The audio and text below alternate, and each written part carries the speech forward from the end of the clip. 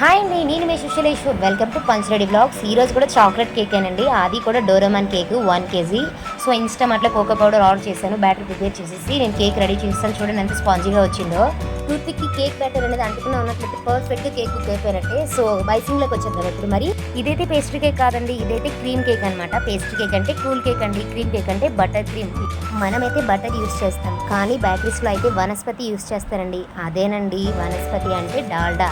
ఇదైతే హెల్త్కి అంత మంచిది కాదు. 1-2 సార్లు అయితే పర్వాలేదు.